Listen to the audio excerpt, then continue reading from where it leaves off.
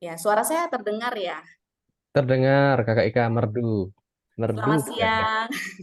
Pertama-tama kita panjatkan puji syukur kehadirat Allah Subhanahu wa taala karena dalam kesempatan yang siang panas luar biasa tapi kita masih diberikan kesehatan, keselamatan sehingga kita semua bisa berkumpul dalam acara Forum Kamisan ya yang dilakukan pada hari ini Kamis 14 September 2023. Nah, saya mau pantun dulu nih, Dok Basra, Pak Visto, dan teman-teman. Paling enak Nunggu dewi. banyak air dan segar rasanya. Perkenalkan nama saya Ika, moderator kemisan kita. Oke, Bapak Ibu yang belum di-mute, oke. Jadi diskusi dalam forum Kamisan kali ini dibagi menjadi beberapa sesi, Bapak dan Ibu. Jadi yang pertama itu nanti ada pengantar dari moderator, kemudian penyampaian dan penyajian materi, kemudian tanya jawab dan juga penutup ya. Kita coba buka acara ini bersama-sama ya, Bapak dan Ibu dengan mengucapkan basmalah bersama-sama. Bismillahirrohmanirrohim. Nah, senang sekali yang sudah masuk join sekitar hampir 100 lebih ya. Jadi topik forum Kamisan kali ini membahas tentang teknik sapu jagat mendengarkan. Wah, ini katanya kalau dari sebuah judul buku ya, The Lost Art of Listening, katanya eh, mungkin ini baru hilang kemampuan mendengar atau belum hilang sepenuhnya sih ya. Jadi kalau misalnya berkomunikasi itu orang lebih cenderung mementingkan berbicara dibandingkan mendengarkan. Nah, seperti kayak orang tua menasehati anak, itu biasanya tidak mau mendengarkan nasihat anak. Kemudian guru mengajari siswanya, tapi tidak mau diajari siswanya. Atau kemudian tenaga kesehatan dia mengajari masyarakat, tapi kemudian tidak mau digurui oleh masyarakat. Tapi mudah-mudahan Bapak Ibu yang ada di sini sih luar biasa semuanya ya. Jadi apabila saat ini bicara tentang mendengarkan, termasuk juga kalau kita melihat di sosial media ya Bapak dan Ibu, banyak sekali pesan-pesan yang pro dan kontra, kemudian apa namanya, kadang suka langsung di share ya informasinya. Hasilnya kemudian apa yang terjadi? Biasanya hubungan itu menjadi agak renggang karena ada konflik, kemudian juga kalau misalnya itu terjadi seperti itu, bagaimana caranya nih kita mau mempengaruhi orang atau mau mengajak orang? Padahal butuh kalau MC Sito. cara Tapi aku tentang nggak ngerti. diskusi, kemampuan mendengarkan itu merupakan hal yang sangat penting. Jadi, hubungannya semakin akrab. Kemudian kalau misalnya kita mendengarkan, kita akan lebih bisa menghargai orang karena orang akan sangat senang sekali kalau dihargai. Nah, kalau misalnya kemudian muncul ada rasa penghargaan, kemudian ada komitmen di situ, misalnya contohnya tentang komitmen minum obat ya.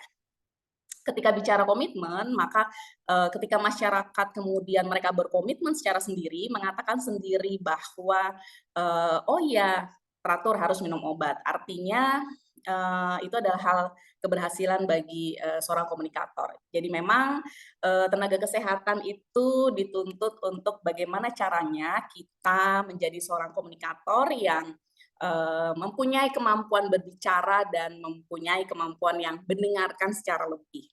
Pasti nggak sabar ya Bapak dan Ibu lihat detailnya seperti apa. Coba saya cek dulu ya, sebenarnya sudah bergabung untuk forum Kamisan kali ini 3 pakar luar biasa komunikasi narasumber hebat. Yang pertama itu adalah Dr. Basra Ahmad Amru, dia dari forum pelatih KAP, kayaknya Dok Basra tadi sudah join. Kemudian yang kedua ada Bapak Arif Rahman dari Bapelkes Mataram. Sepertinya sudah join ya Pak Arif ya. Selamat siang Pak Arif. Satu paket nih. Kemudian pemateri yang ketiga yang akan banyak sekali memberikan informasi juga kepada kita itu ada Pak Haryo Megatsari atau biasanya kita suka menyebutnya dengan Pak Visto dari PPKMI Pusat. Karena waktu juga sudah semakin siang dan kita udah nggak sabar nih mau melihat materinya. Bisa dimulai dengan pemateri yang pertama, Dr. Basra sudah on kah? Oh, sudah. Hadir. Oke. Bisa hadir. Iya. Oke. Saya Langsung tambah dikit aja dimulai ya. ya, Dok. Boleh. Nanti lebih banyaknya sama Pak Vito, Oke, sama sip. Pak Aris tuh. Saya dikit aja ya, teman-teman. Selamat apa nih? Yang ke sore, kalau teman-teman yang di timur mungkin agak sore ya. Selamat sore teman-teman. Perkenalkan, saya Basra. Kalau agak susah, namanya agak susah, Basreng. Oh ya, bakso goreng. Jadi saya Basra, saya bantu-bantu nih. Saya pindah sini aja biar lebih keren. Bentar ya, biar lebih keren nih, biar nggak ngantuk. Nah, muncul nggak? Nah, muncul ya? Muncul nggak? Muncul, Dok. Kita mau bahas ini nih, mendengarkan. Yang tadi udah dibilang sama Mbak Ika, itu jadi hal yang paling mudah buat kita bekali ke teman-teman tenaga kesehatan, termasuk kita ya, untuk bisa berkomunikasi dengan warga. Nah, ini aku sambil yang bocor-bocor suaranya, jadi teman-teman boleh ini ya, cek ya. Suaranya kecil? Enggak kok, suaranya jelas. Jelas Enggak? banget. Oke. Suaranya jelas, Dok. Oke. Jadi teman-teman, Banget kalau suaranya. saya mungkin ngasih pengantar dikit ya, ini nanti masukkan gimana kita masukin aspek-aspek mendengarkan ini di 3 prinsip KP yang sebenarnya kita buat ini lebih fleksibel gitu. Gimana mendengarkan ini bisa masuk di bangun keakraban. Iya, bangun keakraban itu banyak caranya, tapi kita juga tahu ya, bangun keakraban itu nggak selalu tentang main-main. Kalau misalnya hanya perseorangan gimana? Kita ada bukan berdua, gitu ya. Nah, kita banyak menggunakan model-model mendengarkan itu dibangun keakraban juga, nanti kita bahas di mendengarkan dan berbicara juga. Nanti Pak Fisto, Pak Arif tuh banyak bicara tuh soal bagaimana sebelum berbicara, setelah udah akrab nih, gimana biar rasa kepemilikan isu itu bisa masuk ke warga juga. Jadi isunya tuh jadi isu warga, bukan isu kita aja yang jadi komunikator gitu. Nah, itu mendengarkan juga tekniknya, bahkan sampai di sisi komitmen itu juga mendengarkan. Nah, mendengarkan yang dimaksud itu kayak gimana? Nah, bukan yang kayak gini nih. Kita nggak pengen nih, Bapak Ibu. Kita nggak pengen Bapak Ibu itu mendengarkan yang orang ngomong terus nggak gitu. Kita nggak pengen Bapak Ibu cuma yang nggak gitu. Mendengarkan yang kita harapkan Bapak Ibu bisa gunakan itu adalah model yang bertanya. Tuh, gimana? Mendengarkan kok bertanya? Iya, bertanya yang membuat orang makin bicara. Jadi kalau bahasa kerennya bertanya yang fasilitatif. Jadi kita bertanya itu biar orang makin ngomong dan kita bisa makin mendengarkan. Dan nanti di sana akan muncul hukum timbal balik, Bapak Ibu. Hukum timbal balik. Kalau kita mau didengarkan, maka harus mendengarkan. Dan juga sebaliknya, kalau kita mau mendengarkan, ya kita sebaliknya gitu ya. Nah, Bapak Ibu, nanti ada beberapa turunan, mungkin banyak nanti yang Pak itu sama Pak Arif tuh banyak. Tapi kalau dari saya ngasih rekomendasi, kita harus bisa nih nyusun pertanyaan-pertanyaan yang membuat orang mau bicara gitu, dan kita akhirnya bisa mendengarkan gitu. Nah, misalnya gini, yang atas nih, yang atas ini waktu saya bantu teman-teman komunikasi di Bali, Rabies ya, belum 4 bulan yang lalu. Ini teman-teman nyusun nih pertanyaan apa yang bisa mendorong atau memfasilitasi warga untuk isunya ini jadi isu warga gitu. Nah, ini waktu lagi forum-forum itu mereka bikin tuh pertanyaan-pertanyaan yang bisa bikin orang ngomong gitu. Kalau ngomong ya, Bapak Ibu tahu rabies nggak gitu. Susah dijawab ya. Saya warga gitu, Mama gitu ya, beli-beli ditanya rabies tahu nggak gitu, susah ya. Dibalik pertanyaannya disusun, teman-teman kader nih yang bikin apa saja hewan yang banyak berkeliaran di sekitar kita. Ada kucing, ada ayam, apalagi di Bali itu ada semut, tadi ada yang jawab anjing. Nah, dari situ baru masuk, itu bahas anjing. Jadi nanti ada teknik-teknik bertanya yang sifatnya dia dari umum ke khusus gitu ya, generalize, macam itu tekniknya. Nah, itu bisa kita pakai untuk buat perumusan-perumusan pertanyaan yang bikin orang makin atau mau ngomong gitu. Nah, misalnya di bawah ini nih buat Parisan nih.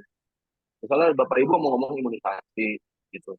Kalau Bapak Ibu langsung, Bapak Ibu tahu nggak DPT Happy misalnya sekarang begini ya.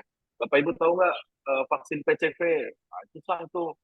Bapak Ibu bisa mulai dengan pertanyaan yang lebih umum dan bikin orang mau dengerin, mau merhatiin dan mau ngomong. Gitu ya. Apa sih ibu-ibu yang training kan di badan kita sakit, mau apa jatuh, apa dikasih follow up question gitu. Nah gitu caranya itu tambah-tambahan aja. Nah, ini prinsip-prinsip yang kami harapkan, Bapak Ibu, kalau kita mendengarkan dan bertanya, meskipun ya kita agak manipulatif juga ya sebenarnya ya, ada upaya-upaya untuk mengarahkan, tapi secara prinsip Bapak Ibu, ketika mendengarkan jangan sampai kita ada prasangka gitu, ah saya sudah tahu nih jawabannya. Nah, itu nanti tercermin tuh secara non-verbal dan sikap-sikap kita nanti pada saat mendengarkan itu jadi mendengarkannya tidak empati, tidak tulus gitu ya. Dan sebenarnya kalau kita mendengarkan dengan baik, kita bisa dapat kata-kata kunci yang bisa kita pakai untuk kasih follow up question, bikin orang makin bertanya, makin bercerita, dan akhirnya timbal itu kita pas kita ngomong, dengerin. Nah, ini beberapa kerangka yang bisa Bapak Ibu pakai. Ini kalau dibangun keakraban, ada banyak toolsnya kan yang bisa dipakai. Tapi paling nggak pakailah beberapa hal yang warna merah nih. Saya pikir ini yang paling cepat ya. Ini tadi titipannya Parisang. Satu, obrolan informal ya, obrolan pembuka, bukan basa-basi Bapak Ibu, tapi membangun pertanyaan-pertanyaan berdasarkan apa yang ada di sekeliling kita. Misalnya kita lagi kunjungan rumah, di rumahnya banyak Vespa gitu ya, langsung apa kolektor Vespa misalnya ternyata yang punya rumah. Tanya Pak yuk, Vespanya banyak, punya burung gitu. Coba-coba. Tapi dilihat juga kalau ternyata eh, hal terkait yang kita singgung itu punya kenangan atau kesan buruk, jangan dilanjutin gitu ya. Dari simpul ya, minta nasihat. Nah ini minta nasihat juga bisa. Pertama untuk gaya-gaya yang sifatnya untuk pemimpin gitu, stakeholder gitu. Nah ini kita harus bisa nih susun-susun pertanyaan yang bisa dipakai untuk membangun partisipasi pemimpin dengan bertanya yang tujuannya mendengarkan. Gitu. Misalnya apa? Misalnya kayak gini nih. Nah, ini saya kutip dari PPT-nya teman-teman KP nih. Misalnya Pak Kades sama Pak Budi gitu. Ya, kita modelnya justru jangan yang gara-gara kita misalnya tenaga kesehatan, orang puskes, lebih tahu kesehatan gitu. Itu jadi nyuruh-nyuruh gitu stakeholder atau Pak Kades misalnya. Jangan, dan nggak usah ngajarin. Itu dibalik, kita angkat derajat yang stakeholder tersebut gitu. Apa atau pemangku kebijakan tersebut. Pak Kades Budi, kita kan sama-sama mau wabah ini berakhir. Nah, agar kita bisa bekerja nyaman dan lancar lagi kan mencari uang. Nah, tapi masih masalahnya banyak nih yang masih ragu-ragu.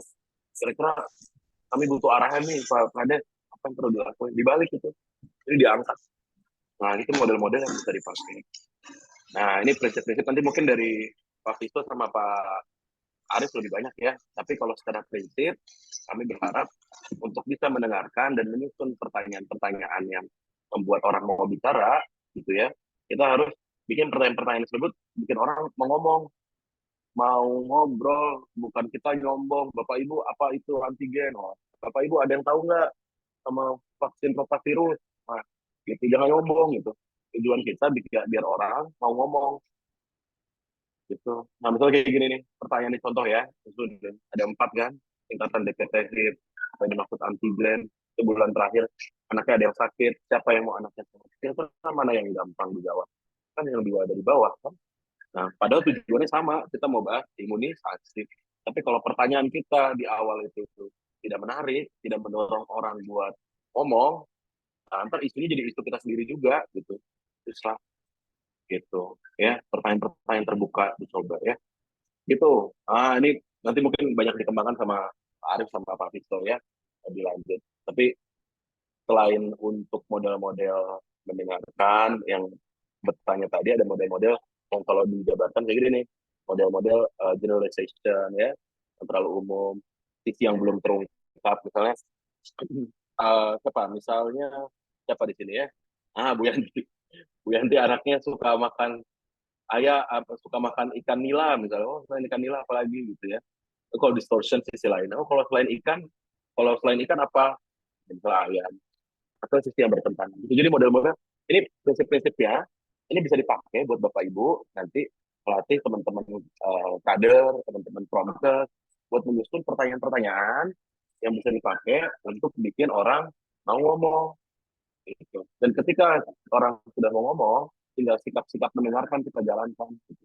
Nah ini teknik yang bisa dipakai nanti ya, contohnya seperti tipsnya gitu ya, diulang lagi. Nanti mungkin Pak Visto, Pak Haris banyak bercerita soal paraphrasing, mirroring ya, semacam gitu deh.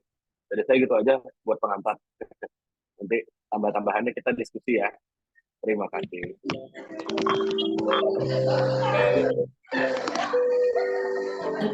Oke, baik. Terima kasih Bu Basra. Tadi pengantarnya luar biasa ya. Sepertinya masih ada yang bocor ya. Oke, tadi banyak hal yang didapat dari Dr. Basra bahwa ada beberapa prinsip di dalam kita melakukan teknik mendengarkan dan juga komunikasi. Nah, sebenarnya mendengarkan itu adalah teknik yang paling mudah yang bisa kita pakai sebagai seorang komunikator.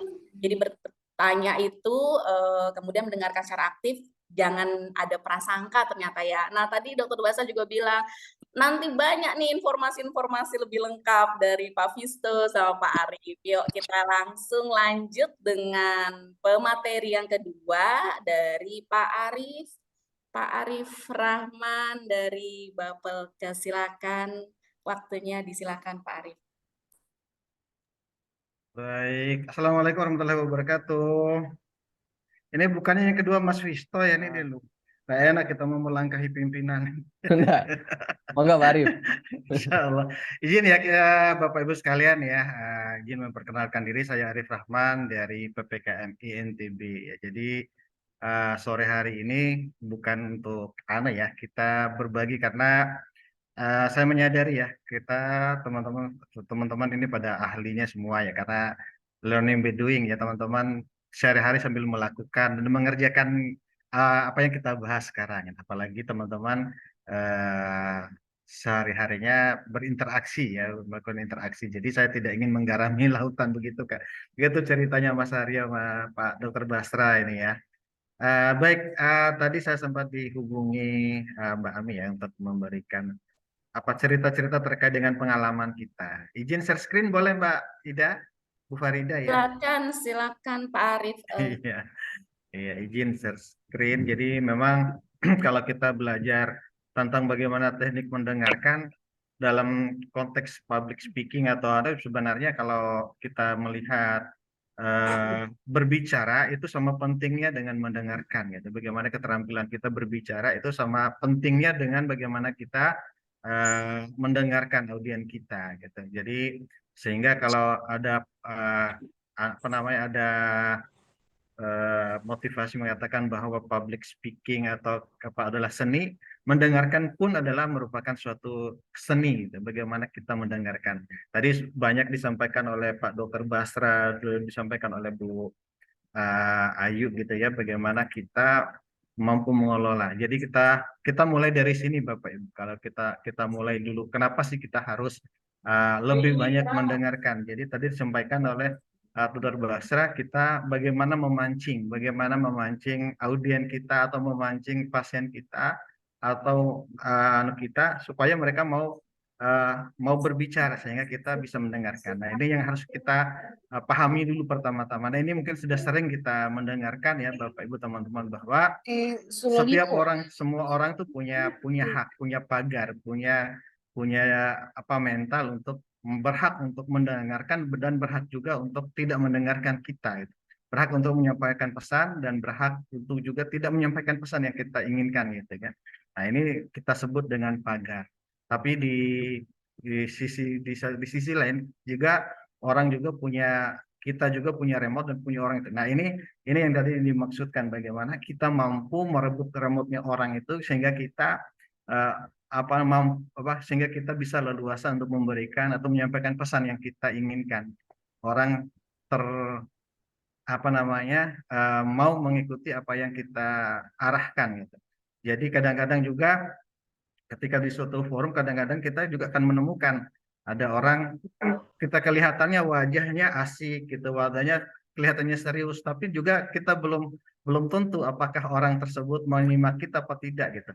Sama halnya juga kita di forum hari ini, saya tidak tahu apakah juga menyimak saya atau juga tidak kan gitu.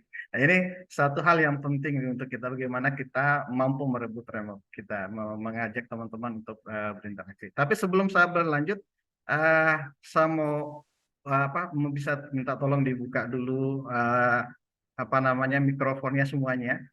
Kira-kira bisa kita pas sore hari ini nih kelas siang, siang hari, kemudian kalau di waktu Indonesia Tengah ini sudah waktu-waktunya apa namanya kena AC habis makan, biasanya kita ngapain dulu? Tidur ya, ngantuk gitu ya. Nah, ini jam-jam tidur.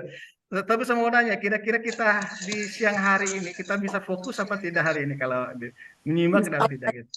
Bisa fokus ya. Saya mau tes dulu nih, mau lihat dulu dari Bapak Ibu sekalian ya untuk ngecek fokusnya hari ini. Saya minta semua yang ada di depan kamera bisa angkat tangan kanan semua ke atas semuanya. Iya, bisa tangan kanan. Oke, tadi saya kan saya mau bilang mau cek konsentrasi fokusnya gitu ya. Nah, pertanyaan saya tadi bisa angkat tangan ya. Jawabnya apa kira-kira Bapak Ibu? Bisa. Jawabnya bisa angkat tangan, jawabnya bisa. Yang mau nyuruh angkat tangan siapa? Bisa. Yang mau nyuruh angkat tangan siapa? Dokter Basar senyum-senyum. Bu Yanti mah senyum-senyum. Saya kan cuma nanya bisa angkat tangan, jawabnya Bisa. Bisa. Saya kan tidak pernah menyuruh angkat tangan. Oke, baik, kalau gitu kita fokus lagi. Kita lihat ujung jari kita. Kita lihat. Oke, kalau gitu jawab dengan cepat pertanyaan saya. Jawab dengan cepat pertanyaan saya. Ujung jari kita ini namanya kuku. Waktu kecil ada binatang di atas kepala, itu namanya namanya anak punya anak lagi namanya anak punya lagi namanya Cucu. Oke, sapi minumnya Air. itu mah kencang sekali susu katanya. Wah. Saya ulang lagi, sapi minumnya Air. ya, kencang. Sudah mulai fokus. Oke, kalau kita tua kulit kita akan menjadi kalau kita sudah tua, nenek-nenek, kakek-kakek, kulit kita menjadi keriput. Nah, dia kencang sekali. Oke, kalau wartawan mencari berita namanya meliput. Jerapah makannya Daun. Saya ulangi lagi. Jerapah makannya rumput gitu ya. Jerapah makannya daun. Ternyata di KAP jerapah makannya rumput ya. Jerapah tuh makannya daun gitu ya. Baik Bapak Ibu sekalian ya, luar biasa. Terima kasih ya kita. Nah itu dia salah satu luar biasa Pak Arif, luar biasa. Oke, terima kasih. Melatih konsentrasi ya Pak. Iya, ini adalah remote control itu tadi. Bagaimana orang tuh kita rebut hatinya dan mau menyimak gitu ya. Nah itu teman-teman supaya apa? Supaya kita kehadiran itu juga kita kehadiran pikiran kita. Jangan sampai ada fenomena ikan sarden ya. Ikan sarden itu kalau kita buka ya kalengnya itu hanya ada ikan tapi kepalanya tidak ada. Jangan sampai kita mendengar tapi itu tidak ada. Nah, oleh karena itu tugas kita sebagai komunikator, nah Bapak Ibu sekalian, tugas kita komunikator pertama adalah bagaimana orang itu mau membuka pagarnya. Nah, biasanya kalau kita belajar KAP itu ada bina suasana ya gitu ya.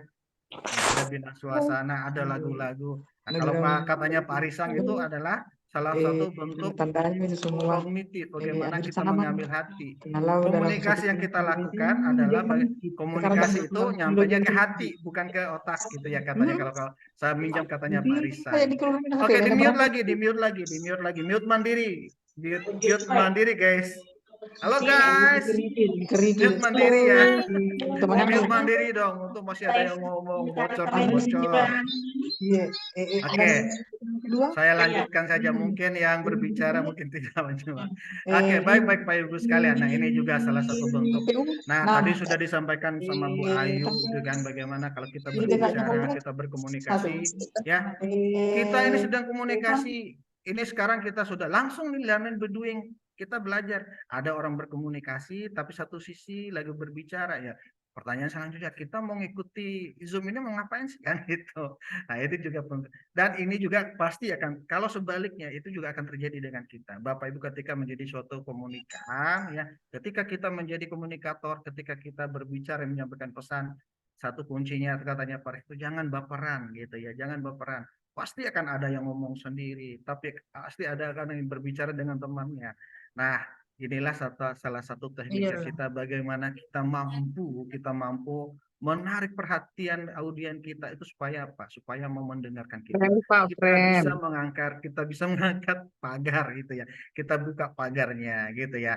Dan teman-teman sekalian ya selanjutnya orang itu kalau apa namanya komunikan audiens kita kadang-kadang itu ya, dia hadir mendengarkan beliau hadir misalnya datang ke posyandu kemudian mendengarkan penyuluhan dari rumah tuh sebenarnya dari rumah mereka tentunya punya tujuan tertentu, dia menginginkan sesuatu dari kita. Itu sebenarnya kita sudah punya modal di situ. Jadi orang datang ke puskesmas, datang ke posyandu, kadang-kadang dia datang, ada apa sih di posyandu itu? Apa sih yang terjadi di sana? Gitu.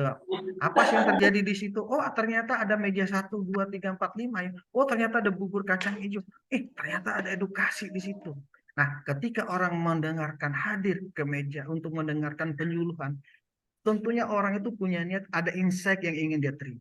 Ada sesuatu yang ingin dia dapatkan. Oleh karena itu, ya sebagai kita, ya disinilah pandai-pandainya kita mampu mampu merancang seni untuk mendengarkan tadi. Orang akan lebih merasa dihargai bila diminta pendapat.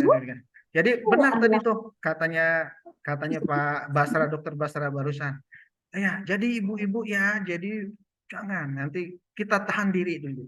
Nah, di sini mungkin tadi sudah berikan tipsnya itu ya oleh Pak Dokter Basra bagaimana kita merancang pertanyaan. Kadang-kadang kita harus cepat ya. Kita lihat momen di situ. Ini kira-kira yang kedua itu bagaimana kita pandai melihat momen. Ada orang kadang-kadang saya pernah punya pengalaman gini. Dulu di rumah sakit jiwa, saya pernah bekerja di rumah sakit jiwa dulunya kadang-kadang di satu masyarakat kesehatan jiwa itu adalah aib. Ya, kita sepakat itu masalah aib. Orang kalau dibilang gila mesti tersinggung. Meskipun dia betul-betul sakit jiwa. Tapi kalau disebut gila, orang sakit jiwa dibilang gila pun pasti akan tersinggung. Nah, itu juga terjadi ketika keluarga. Nah, suatu ketika mereka di ruang tunggu, ruang makan, bercerita. Nah, mereka bercerita. Ceritanya sebenarnya adik saya itu dia enggak sakit, dia enggak gila. Itu pertama dia itu Pak. Pertama dia itu dia kecewa. Dia melihat dia diputusin sama pacarnya. Nah, jadi di saat itu dia masih baru mau lagi dekat-dekat ujian. Ya tapi gitu ya, karena mungkin dia ditolak sama itu ya gitu. Nah, awal-awalnya itu pulang dia kok tiba-tiba mengunci diri ya. Nah, dari situ kemudian saya pada saat itu mendengarkan, oh dia mengunci diri ya. Iya Pak, mengunci diri. Oh, sampai maghrib nggak mau buka-buka pintu, diketuk-ketuk. Nah, terus gimana Pak selanjutnya? Nah, itu awalnya begitu. Nah, sehingga kesehari-hariannya dia ya biasanya juga kalau penderita gangguan jiwa tuh biasanya lebih memilih pengobatan alternatif dulu baru mau datang ke rumah sakit. Biasanya rumah sakit atau puskesmas itu pilihan terakhir. Nah, tanpa disuruh kita pancing dia. Oh gitu. Apa saja yang dirasakan? Ya dari tiba-tiba bangun tengah malam teriak setahun kemudian dia teriak-teriak sendiri. Nah itu akhirnya tidak mau merawat diri gitu. Nah ini kayaknya dia itu Pak, kayaknya diguna-guna deh situ. Oh diguna-guna ya. Iya. Terus diguna-guna terus tindakan yang dilakukan oleh Bapak apa? Sudah saya ke ruqyah saja. Oh ruqyah. Ruqyahnya di mana Pak? Bapak ini, no, udah. Di rupiahnya pakai apa ya? Bayar ya. Saya sudah habis. Saya punya satu tanah saya jual habis 3 juta. Nah, ini gitu Pak ya. Udah berapa apa namanya itu udah berapa lama Bapak berobat ke sana? Ya hampir 3 tahun gitu. Nah, selanjutnya udah 3 tahun berjalan ya karena tidak ada hasilnya, tidak ada dampaknya, ya itu gitu. Eh, ya coba-cobalah bawa ke sini gitu. Jadi ini baru pertama kali datang ke rumah sakit jiwa. Iya, baru pertama kali, Pak. Oh iya. Tapi di luar dari rumah sakit jiwa kemana? Oh, saya sudah ke mantri juga. Dikasih obat di sana, dikasih obat juga terus. Akhirnya diceritakan gitu. Nah, ini juga menjadi kita identifikasi data ya ternyata memang seperti itu ya. Pada akhirnya baru kita buat pintu masuk. Jadi gangguan jiwa itu sebenarnya jadi kalau apa namanya izin boleh enggak kita berbagi Pak gitu, berbagi pengalaman. Kita berbagi pengalaman. Sebenarnya kasih satu juga gini, memang rata-rata Pak keluarga yang datang ke sini tuh Pak hampir rata sama seperti Bapak. Tapi ya kalau berbicara orang pintar ya orang pintar tuh bukan di sana Pak. Orang pintar tuh adanya di sini. Karena namanya orang pintar pasti dia sekolah kan Pak ya. Iya. Kalau di sana orang pintar, di sini orang pandai juga ada, tak bilang itu. Ya itu bapak-bapak dokter perawat di sini. Nah, ini bagaimana selanjutnya Pak? Ya sudah Pak, saya titip aja itu ke rumah sakit jiwa. Saya titip aja sudah biar gitu. Terus sekarang Bapak mau kemana? Ya tunggu instruksi aja, saya pasrah aja deh Pak. Saya tunggu apa yang disampaikan oleh petugas. Nah itu juga itu pengalaman-pengalaman saya dulu ketika di rumah sakit jiwa mendapatkan hal-hal banyak sekali banyak kemudian kadang-kadang yang saya alami juga gini mereka menyembunyikan. Nah itu dulu tahun 2018 itu kadang-kadang di komunitas kesehatan jiwa itu kadang-kadang mereka menganggap karena mereka menganggap kesehatan jiwa itu aib, alternatif mereka pasung. Nah ini kan kita pernah masuk itu dikejar itu ada teman dikejar bahkan dikeluarin senjata itu dikejar gitu ya pada saat itu ya udah yang kita lakukan ya kita tidak mau apa bapak mau apa kalian ke sini katanya apa tujuannya ke sini gitu tidak ada keluarga saya yang sakit katanya padahal berdasarkan informasi dari desa atau dari tetangga itu sering mendengar di dalam rumah tuh orang teriak-teriak gitu. Cuman mereka tidak mau mengungkapkan. Yang pertama mungkin karena mereka emosional, tetapi pada akhirnya kita ke keluarga yang satunya kita tidak melakukan pendekatan, tapi kita melakukan pendekatan mungkin melalui tetangga atau menggunakan tetangga dan kita berbicara dengan yang dia hormati. Akhirnya kalau kami di Lombok, terutama di NTB, memang karena orang-orang di sini budayanya itu adalah paternal, betul-betul menghormati kiai atau tokoh agama, nah kita manfaatkan itu untuk pintu masuk kita. Nah itu yang pengalaman saya sih. Jadi memang kalau kita agak sulit untuk masuk kepada pintu hal-hal seperti itu, kita memanfaatkan mulut atau tangan orang lain untuk membantu. Nah, tapi kembali ke materi, hal-hal yang bisa kita ambil hikmahnya, ambil pelajaran dari situ, memang pertama orang tuh lebih merasa dihargai ya ketika kita memberikan nasihat atau menunjukkan kepintaran kita gitu. Jadi biarkanlah mereka nanti yang mengungkapkan, berikan explore gitu. Nanti ada teknik mirroring mungkin kita sering pelajari, kita pantulkan lagi, kita teriak ya iya dia tidak sakit Pak, cuman dia kayaknya kesurupan gitu. Kesurupan gitu. Nanti biar dia cerita gitu. Nanti lama-lama nanti kalau kita pantulkan itu dia akan orang itu merasa dihargai. Jadi dia merasa kita tuh mendengarkan dia. Jadi ada kehadiran orang yang membantu dia. Jadi seperti itu. Jadi teman-teman teknik mirroring, teknik paraphrasing ini memang perlu kita apa namanya, tidak hanya sekedar teori gitu ya. Ini memang harus kita praktekkan dalam interaksi kita sehari-hari, bagaimana komunikasi komunikasi ini yang apa namanya bisa kita aplikasikan di lapangan. Kemudian teman-teman ya, saat dimintai pendapat orang itu akan berpikir ya. Jadi tadi sudah disampaikan oleh Dokter Basra ya, pertama ketika kita ada interaksi, kita ketemu simpulnya apa gitu. Pada saat kita pelatihan KAP gitu ya.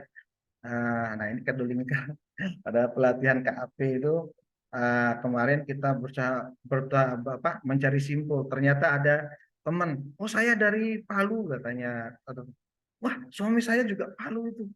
Oh, suami saya juga dari Palu. Kalau saya tuh waktu turun di daerah Paporak gitu, saya dari Bima. Oh, dari Bima, Pak. Iya katanya. Bima tuh di mana? Di Nusa Tenggara Barat ya? Iya. Oh iya, di sini kami juga ada guru namanya ini. Oh, itu kita ketemu. Oh, kalau di Bima itu sama dengan Lombok dah. Itu yang daerah Mandalika. Oh iya, akhirnya kita ketemu. Itu adalah pintu-pintu masuk kita, bagaimana kita mau apa namanya untuk apa namanya pintu masuk kita kepada audiens kita untuk bisa kita memasukkan pesan yang kita ingin sampaikan. Halo, ini kayaknya pada diam semua, tadi ada ribut-ribut. Oh, ada dengar, alhamdulillah. Ternyata masih menyimak. Oke, baik, terima kasih. Oke, baik, terima kasih ya masih menyimak ya. Jadi kita berbagi ya, nanti teman-teman boleh mengkoreksi, teman-teman boleh mengkoreksi saya, siapa tahu mungkin saya keliru atau tolong nanti diluruskan gitu ya. Tapi intinya saya tidak mengajar, tapi kita berbagi saja. Kemudian teman-teman ya, saat orang menemukan sendiri pesan itu biasanya gitu ya, biasanya ini. Nah, ini menjadi indikator kepuasan kita juga, menjadi indikator kita bagaimana kita, jadi pesan yang kita sampaikan itu dibawa pulang. Katanya Pak Arif itu, ternyata katanya Pak Arif itu obat ini jangan diminum semua, tapi setengah. Karena apa, efeknya gini.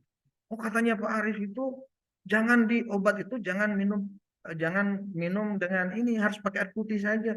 Jangan minum dengan kopi, itu tidak ada khasiatnya.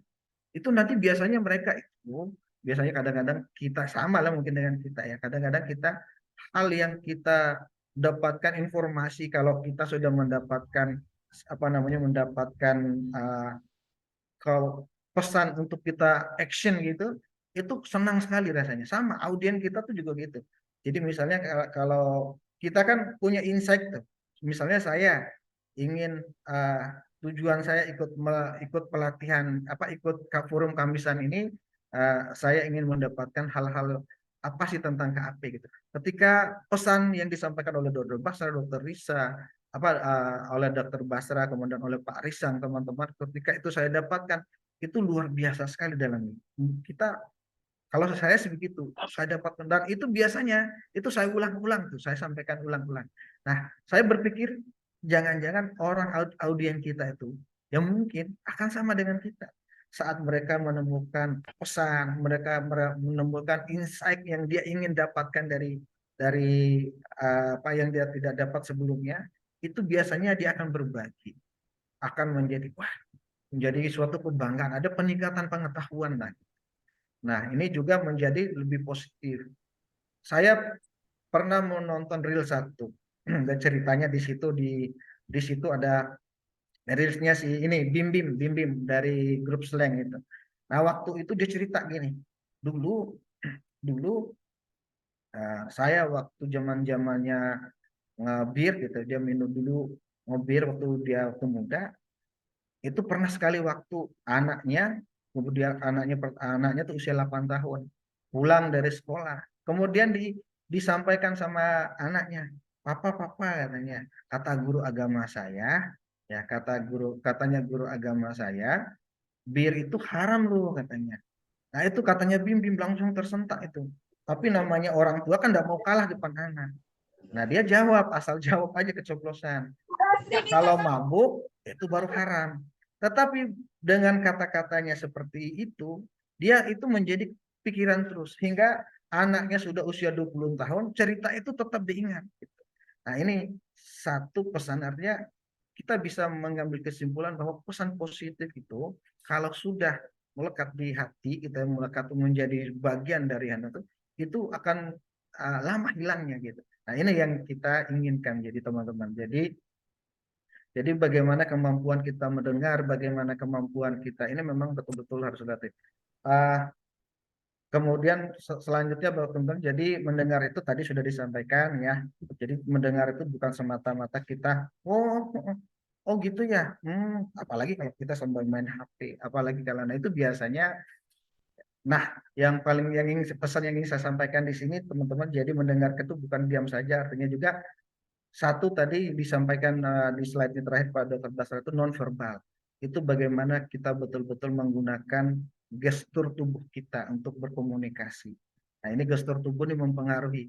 Kadang-kadang ada orang betul apa yang di visual, apa yang disampaikan dari mulutnya, apa yang disampaikan melalui visual itu betul. Tetapi kalau gestur tubuhnya menunjukkan hal yang berbeda, itu wassalam lah kalau bahasanya saya itu. Udah jangan berharap orang itu akan mempercayai kita lagi.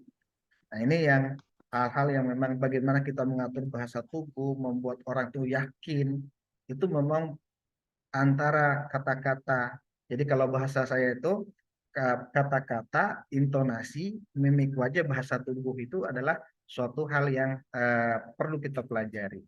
Jadi ya teman-teman yang bisa diikuti saya ya, diikuti saya semuanya, saya minta semua.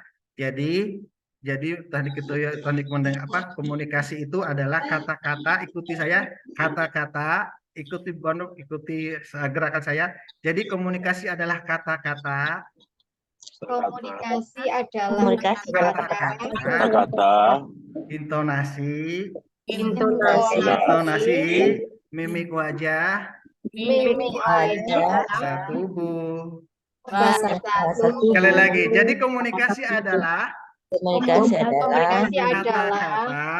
kata-kata, intonasi, mimik wajah, bahasa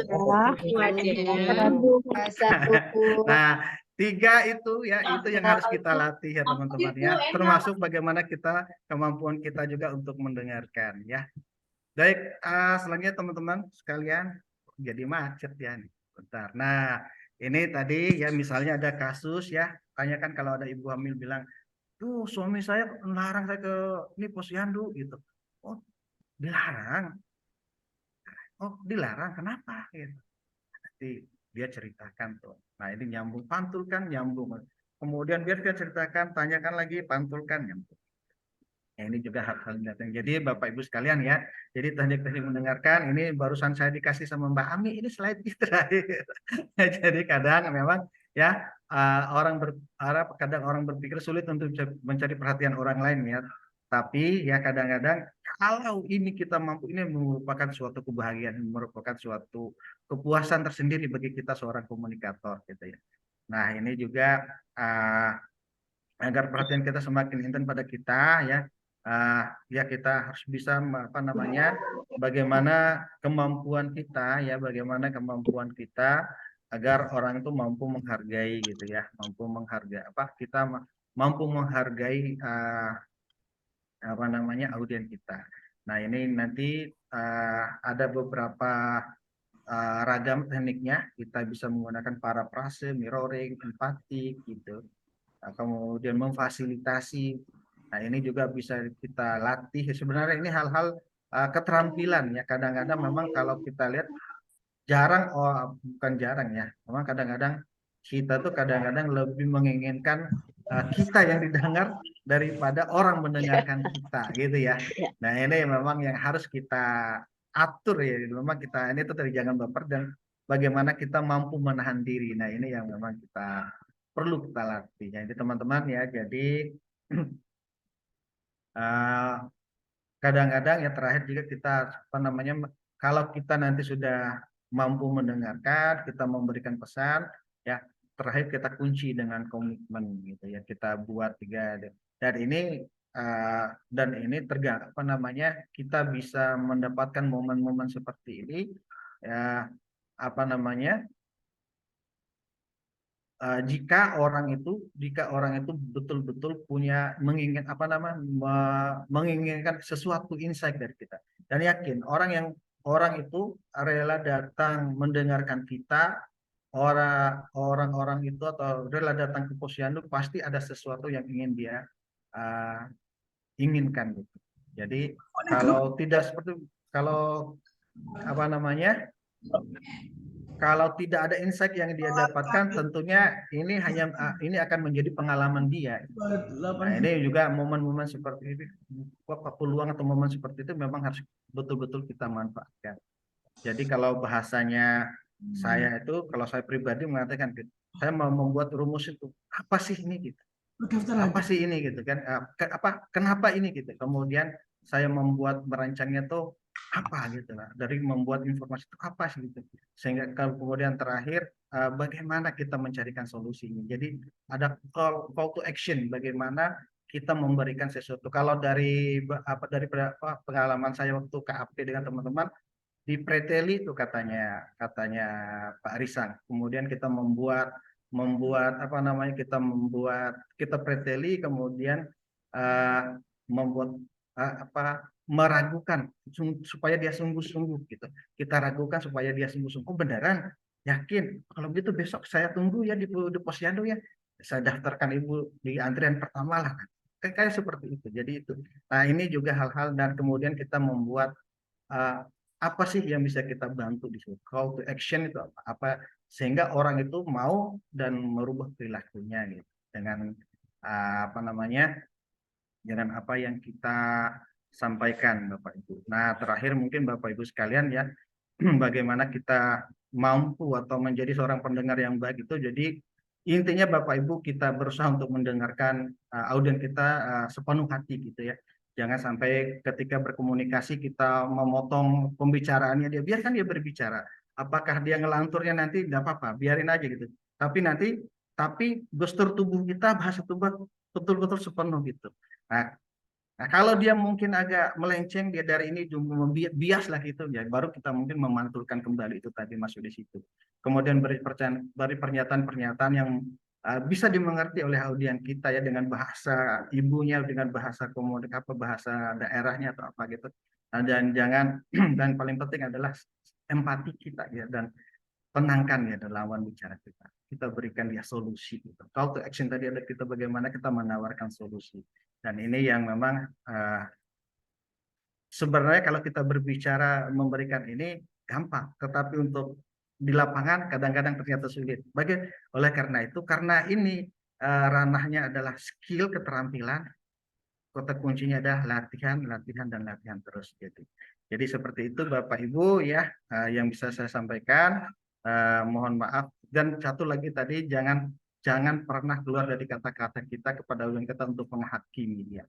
Itu mungkin yang bisa saya berbagi kepada teman-teman hari ini. Mohon maaf mungkin sedikit agak bias dan lain-lain. Mungkin nanti bisa diluruskan oleh teman-teman. Demikian yang bisa saya sampaikan. Selanjutnya saya kembalikan ke Mbak Ida. Silakan Mbak Ida. Oke, baik. Terima kasih Pak Arif Rahman. Banyak sekali tadi ya informasi tentang bagaimana mendengarkan menjadi sesuatu hal yang memang perlu kita miliki dan perlu kita pelajari ya. Ada beberapa pertanyaan sebenarnya di chat room dan juga yang raise hand, tapi kita tunggu dulu ya Bapak dan Ibu, masih ada satu pemateri lagi.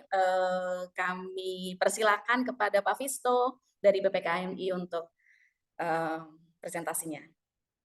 Baik, terima kasih Bu Ika. Bismillahirrahmanirrahim. Assalamualaikum warahmatullahi wabarakatuh. Alhamdulillahirrahmanirrahim. Terima kasih banyak tadi Pak Dr. Basra, Pak Arif Rahman. Saya rasa saya hanya memberikan kesimpulan secara umum saja, karena tadi sudah banyak yang disampaikan oleh beliau berdua. Jadi kalau kita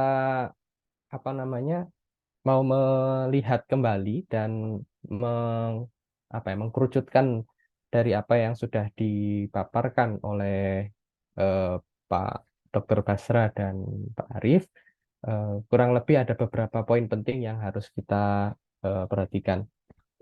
Ini saya masih nyambung nggak ya? Masih terdengarkah, Bu Ika? Terdengar, Pak Visto. Ya, Hadir. baik. Ini soalnya di laptop saya ke error. Baik. Oke, ya ini ya. Jadi saya membuka slide saya dengan ini ya. Ini saya disclaimer dulu bahwa apa yang saya presentasikan nanti kalau katanya Bu Ami itu, Mbak Rofi itu sastra Jawa kuno gitu ya. Ya, ini mungkin tidak komunikatif, tapi ini bersifat edukatif begitu ya.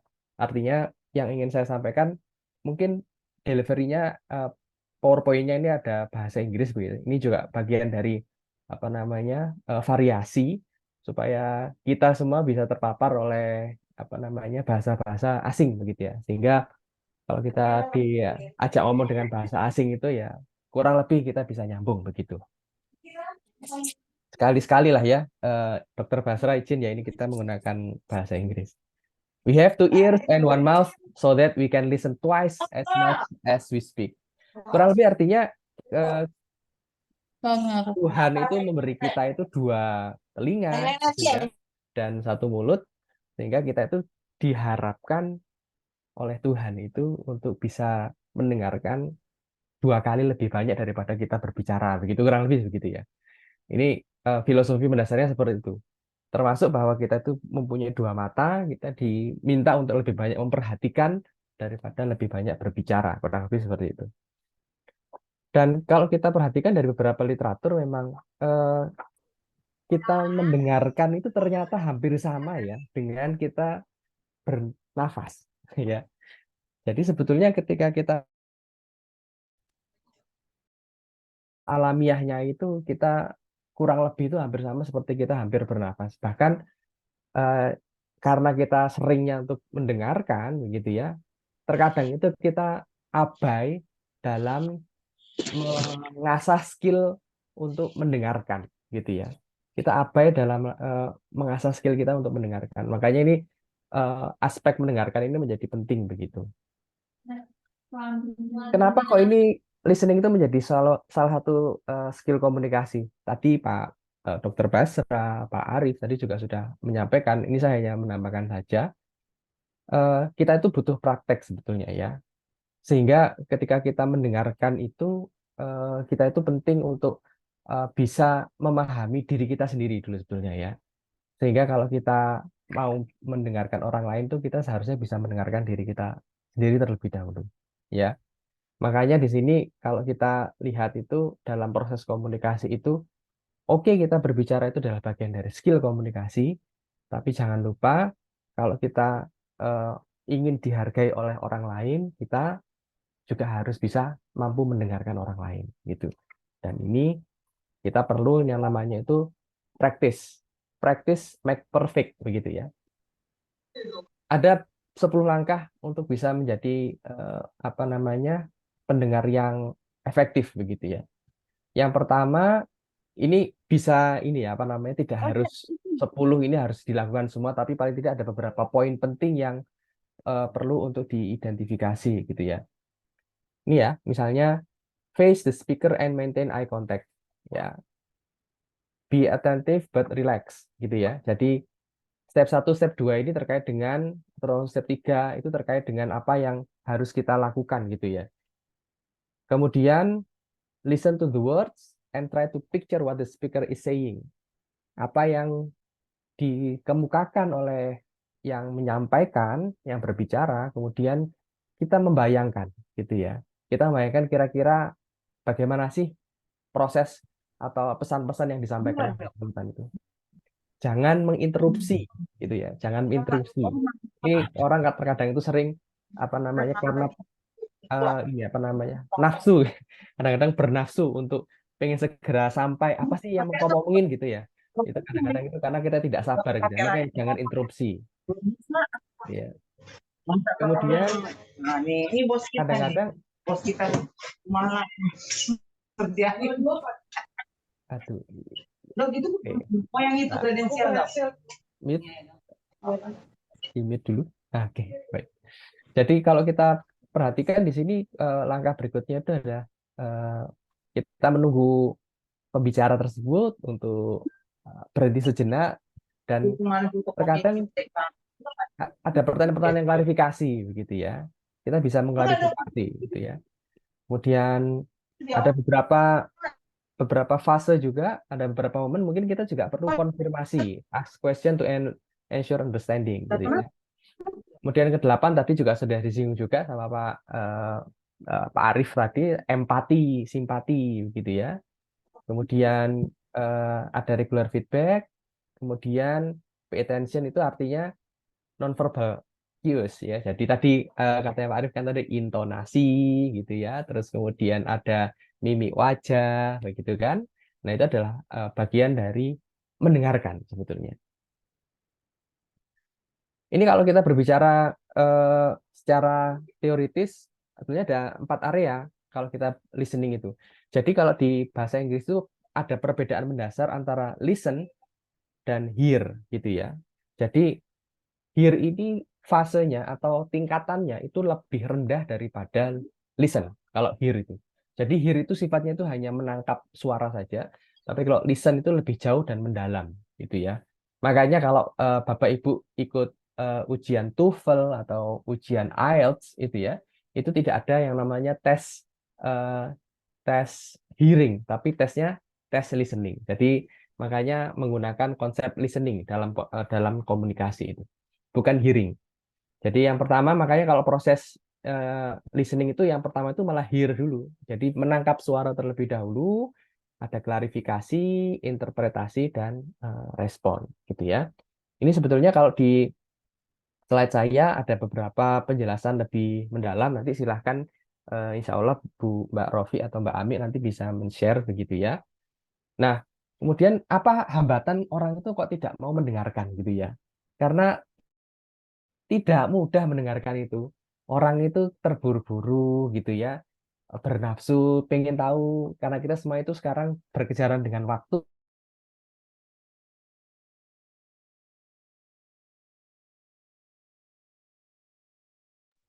Kemudian tadi ada barrier lainnya terkait dengan prasangka, begitu ya. Kemudian ada barrier lain yang terkait dengan mungkin lingkungan, begitu ya. Sehingga barrier-barrier tersebut itu yang kemudian menjadi orang itu malas untuk listen effectively. Kurang lebih begitu. Nah, Bapak Ibu, ini yang terakhir. Jadi kalau mau menjadi pendengar yang baik itu ini, ears hearing, eyes looking, mouth quiet, shoulder facing, hand still, dan feet calm. Jadi kurang lebih itu Bapak Ibu yang bisa kami share, yang bisa kami bagi. Semoga bermanfaat. Terima kasih. Saya kembalikan ke Bu Ika. Oke, baik. Terima kasih Pak Visto, Pak Arief, Dr. Basra. Tadi banyak sekali ya kita mendapatkan masukan terkait dengan teknik mendengarkan ini. Di dalam chat room ini ada beberapa pertanyaan nih, Pak Arief, Pak Visto. Mungkin saya bacakan dulu ya. Saya tidak tahu nanti siapa yang bisa membantu untuk menjawabnya. Yang pertama ini dari Pak Muhammad Haris, tapi sebenarnya sudah sempat tadi dibahas juga kayaknya di chat oleh Bu Ami. Bertanya, misalnya dalam pertemuan atau forum ada peserta yang dominan, selalu mau ngomong, strateginya bagaimana? Mau langsung dijawab oleh Pak Arief atau Pak Visto? Sebenarnya katanya udah dengan Pak Risang sudah pernah di workshop sebelumnya, tapi mungkin bisa diberikan sedikit jawaban singkat kayaknya. Mungkin sekalian pamit ya, mencoba merespon karena ini sebenarnya saya juga sudah ditunggu sama pembimbing. Oke, baik. Mau bimbingan. Jadi secara sederhana kalau kita ada peserta yang mendominasi begitu ya, sebetulnya ada banyak strategi dan banyak cara begitu. Tapi kalau biasanya yang saya lakukan itu memang ada waktu jeda. Jadi orang itu kan berbicara kan mesti harus mengambil nafas begitu ya. Nah, pada momen-momen itu kita mungkin pertama memberikan apresiasi terlebih dahulu. Jadi jangan sampai orang yang istilahnya aktif tersebut ketika kita minta untuk berhenti berbicara itu justru nanti mereka tidak mau bicara lagi. Tapi yang kita tekankan di sini adalah mengatur bagaimana orang ini juga bisa berbicara begitu ya. Jadi ketika ada waktu jeda kita coba untuk masuk. Makanya itu penting untuk mendengarkan. Pada momen apa yang bersangkutan itu bisa kita pause sebentar.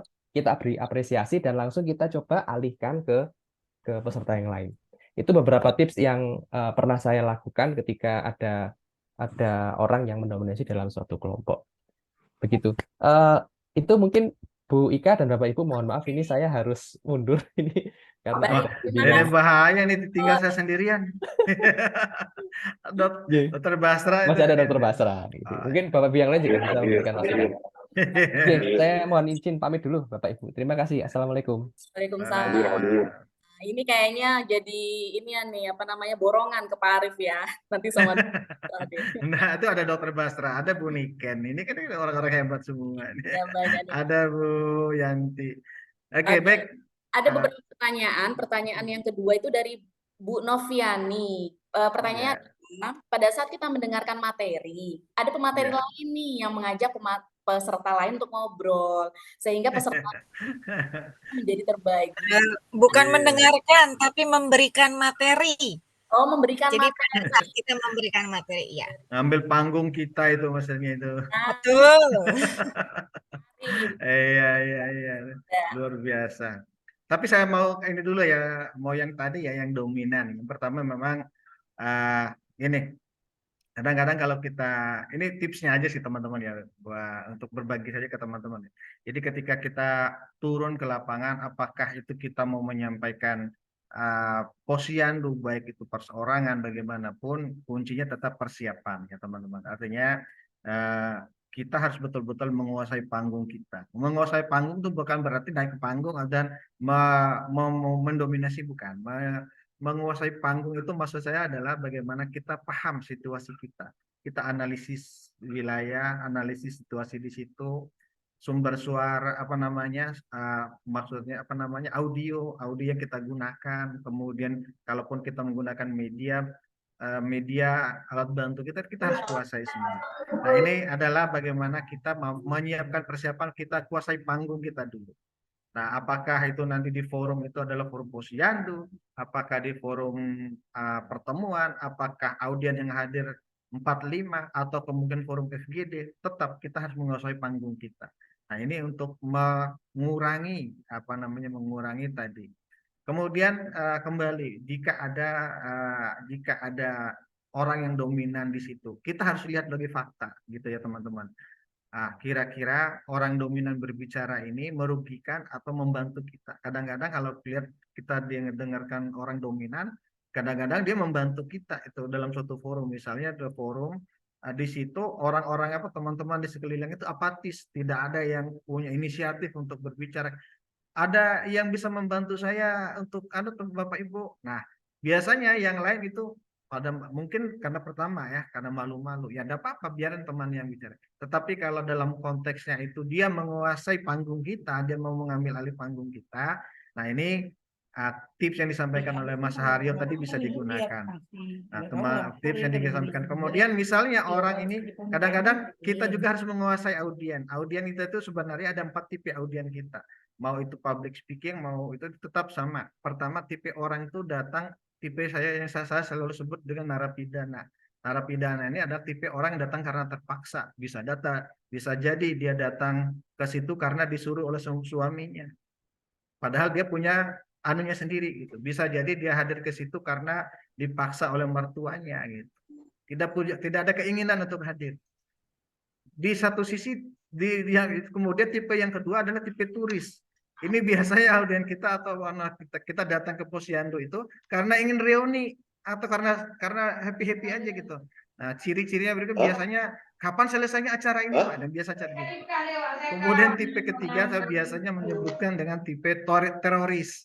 Nah, tipe teroris ini adalah itu tadi yang dominan, kemudian mengganggu, mencari perhatian, ini orang-orang tipe teroris. Kemudian memang tipe-tipe pembelajar. Tipe pembelajar ini ya selalu berinteraksi. Nah, ini tapi apakah tipe ini ada di semua?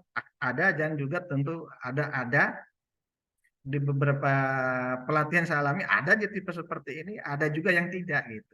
Tetapi ini yang memang harus kita kuasai. Kita kuasai audien kita memahami dulu audien kita.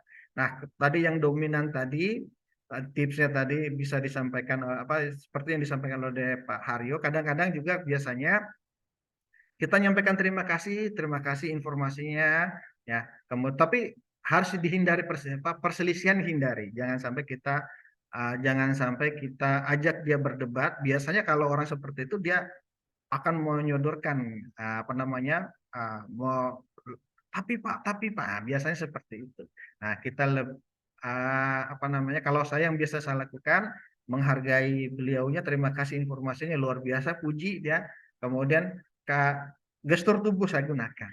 Saya lebih banyak menggunakan gestur tubuh saya ketika beliau mau berbicara, saya arahkan gestur tubuh saya ke teman-teman atau ke audien yang lain. Bagaimana ibu yang lain punya pendapat? Nah, gitu.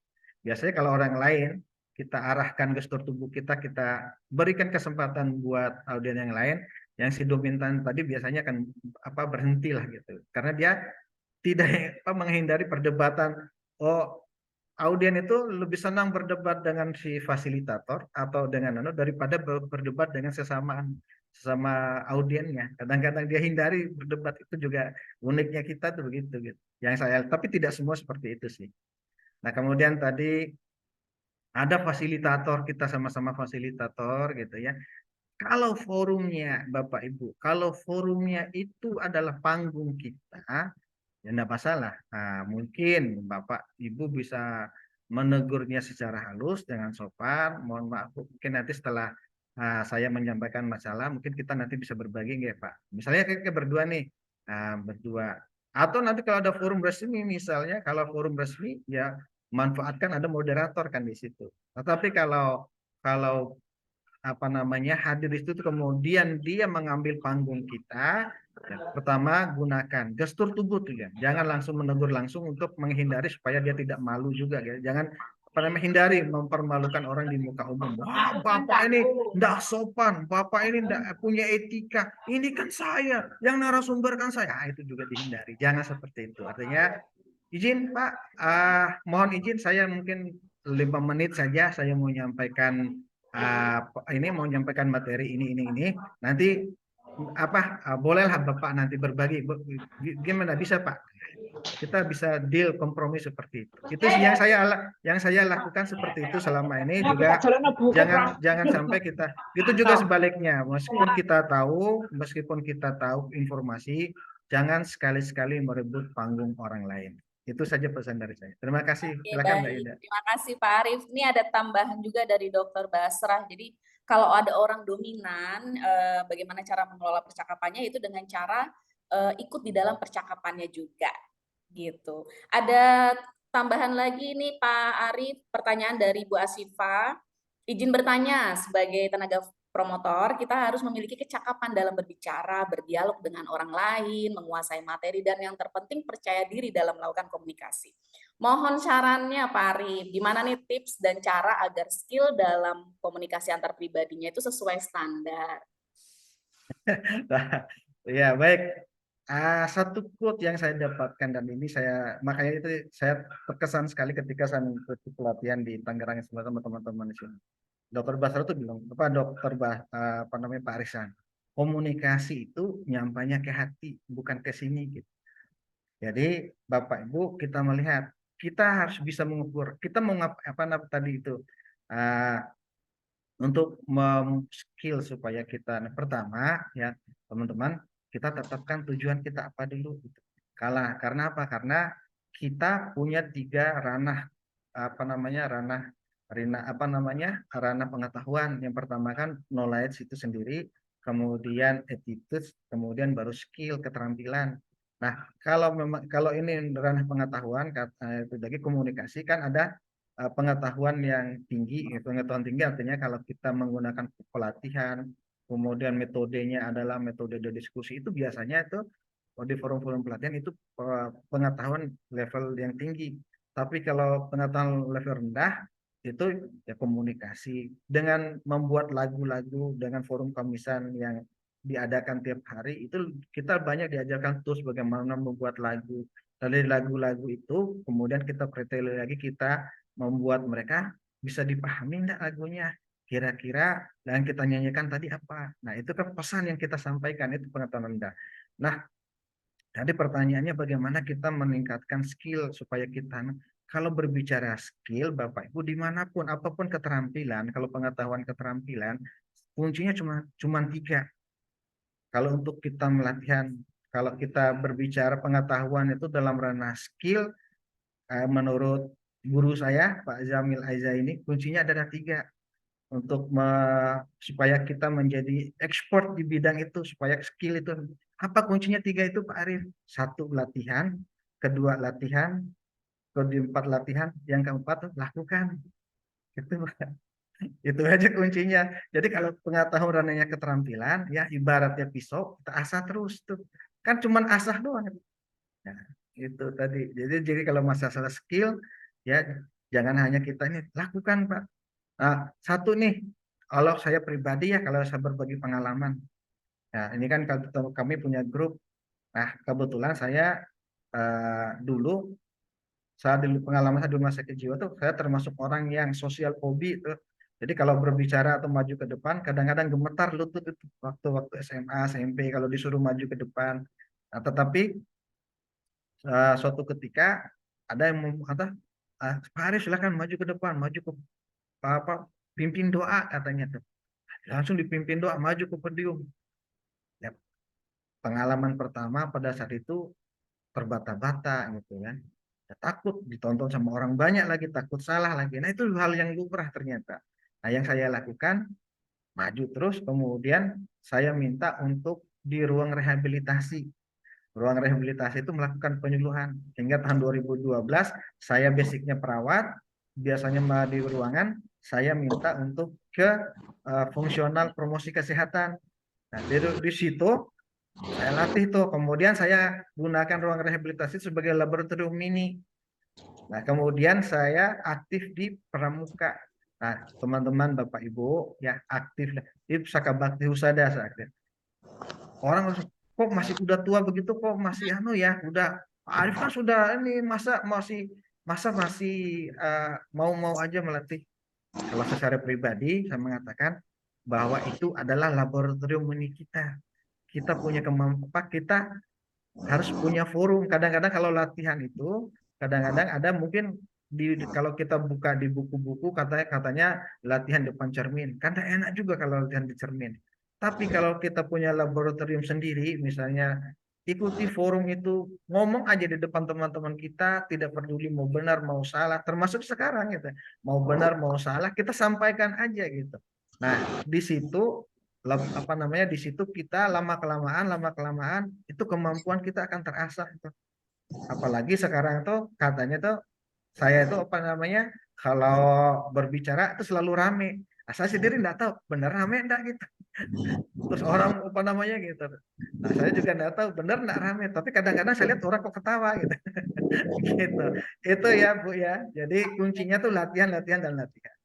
Kasih. Terima kasih Pak Arif. Sepertinya kalau banyak sekali cerita yang ingin didengar dari Pak Arif ya, dan juga pemateri yang lain, tetapi memang kita terbatas oleh waktu nih Pak Arif. Siap. Sebelum selesai, sebenarnya tadi ada satu ibu yang raise hand, Bu Eni dari Kabupaten Kediri, apakah masih ingin bertanya? Karena tadi pada saat di pertengahan sempat tunjuk tangan nih Pak Arif. Masih bergabungkah Bu Eni bersama kami? Kalau sudah tidak ada ya, ada satu nih, satu untuk menutup Pak Arif. Bagaimana trik dari Pak atau Bu Indra ya? Bagaimana trik supaya kita bisa lucu dan menyenangkan di depan audiens? Tipsnya Pak Arif. Gitu ya, trik dan lucu sebenarnya begini. Lagi-lagi saya sampaikan satu latihan, Bu. Jadi memang kalau kita membuat lucu itu kadang-kadang kita melucu, tapi kok garing ya gitu. Kok orang nggak ketawa? Biasanya kita baperan itu. Orang nggak ketawa. Nah, kuncinya itu tadi, jangan baper. Itu. Jadi orang mau ketawa mau enggak, udah jalani aja terus, sikat terus gitu, sampaikan. Kemudian perbanyak referensi gitu ya. Nah, saya tuh memang sejak dari kecil memang sudah senang humor gitu ya. Senang nonton lawakan, dulu saya sering senang Ria Jenaka, saya paling senang komeng gitu kan. Apalagi nonton stand up komedi, kadang-kadang di situ kita ngambil ATM tuh. sama seperti tadi yang saya sampaikan jok-jok itu. Nah, tinggal kita modifikasi kita gitu. Nah, artinya memperbanyak referensi. Nah, katanya Komeng itu ya, Alfiansyah itu. Jadi kalau untuk membuat orang senang itu bisa dipelajari ternyata gitu. Jadi kadang-kadang yang saya pelajari dari apa namanya, dari Alfiansyah atau Komeng itu, dia cepat sekali tuh kata-kata tuh diplesetkan gitu ya. Misalnya kalau kita berbicara tentang apa namanya, bursa tuh, bursa presiden atau apa, padahal kan bursa sebenarnya, bursa calon presiden atau bursa nah, itu kan bisanya itu. Nah, itu seperti itu kan biasanya audiens kita itu kalau lagi bursa ya, biasanya kan mereka akan membenarkan kita, padahal kita memang sengaja gitu untuk melempar jok seperti itu gitu. Nah, ada jok-jok seperti ini memang bisa dipelajari, tetapi yang paling penting adalah ketika kita melakukan KAP atau itu, bukan bukan permainannya Bapak Ibu atau bukan joknya yang, tapi pesan kita tuh apa gitu. Itu yang harus dipelajari. Nah, kalau sama Ibu tadi, kalaupun Ibu ya tidak bisa menggunakan jok seperti itu dan bukan itu, jangan dipaksa Bu. Artinya jangan sampai itu juga menjadi garing. Kalau saya malah lebih menyarankan apa namanya, jadilah diri kita sendiri. Ya, kita tinggal cari saja Bu potensi kita apa. Kalau dari Ibu misalnya lebih senang bercerita atau lebih senang mendongeng gitu. Nah, itu aja tuh langsung dijadikan langsung dijadikan passionnya. Jadi kalau kata guru saya itu Pak Jamil Aiza ini dalam public speaking itu dia bilang ini, kita harus punya passion, kemudian action, kemudian apa namanya, saya lupa, passion, action, satu vision, motivation, passion, kemudian action. Nah, terakhir kita lakukan. Jadi kita harus memang persiapkan, lagi-lagi kita harus persiapkan Bu. Jadi ketika Ibu ingin tampil di suatu forum, kalau Ibu tidak bisa apa namanya, tidak bisa melempar jok-jok seperti itu, jangan dipaksa harus jok atau mengikuti gitu orang. Karena apa? Karena biasanya kalau kita mengikuti jok orang atau pelawak, atau kemudian kita ulangi lagi di situ, misalnya salah satu contoh nih ya, kan kadang-kadang kita melihat ada di TV-TV itu injak kaki, terus di sana kan orang ketawa, terus kita coba-coba tiru di panggung kita, jangan harap orang ketawa, karena apa? Karena orang sudah tahu itu. Ya, jadi seperti itu. Nah, jadi maksud saya, jadi ketika kita harus tampil, lebih baik kita tampil apa adanya, tampil sesuai dengan karakter kita, tampil sesuai dengan posisi kita, apa yang memang menjadi passion kita. Itu sih Bu, makasih. Menjadi diri sendiri gitu ya Pak. Menjadi diri sendiri. Oke, Bapak dan Ibu, ternyata waktu jualah yang memisahkan kita ya. Tadi ada beberapa hal yang sempat saya catat dari beberapa materi, seperti kita mempunyai 2 telinga, 1 mulut, jadi kita diminta untuk lebih banyak mendengarkan dibandingkan berbicara. Kemudian di dalam berkomunikasi tadi ada 4 poin dari Pak Arief, seperti ada kata-kata, intonasi, mimik wajah, kemudian bahasa tubuh. Dan yang terpenting sekali kalau bicara tentang komunikasi yang harapannya nanti ada perubahan perilaku, itu adalah kunci komitmen. Caranya kunci komitmen adalah mendengarkan dengan cara bertanya, kemudian juga mendengarkan dengan baik. Bapak dan Ibu, untuk semua materi, kemudian video yang tadi selama dari jam 1 sampai dengan akhir kali ini, itu dapat dilihat di dalam link yang tadi Bu Ami juga sudah share di dalam chat room di https://s.id/pelatih-KAP. Nanti silakan bisa diunduh. Terima kasih banyak kepada semua pemateri, Dr. Basra Ahmad Amru, kemudian ada Pak Arief Rahman, kemudian juga ada Pak Visto. Semoga kita bisa bertemu kembali Bapak dan Ibu dalam materi-materi selanjutnya di forum Kamisan kita di Kamis yang akan datang. Wabillahi taufik walhidayah. Wassalamualaikum warahmatullahi wabarakatuh. Waalaikumsalam warahmatullahi Waalaikumsalam. Terima kasih Dika, Pak Rahman.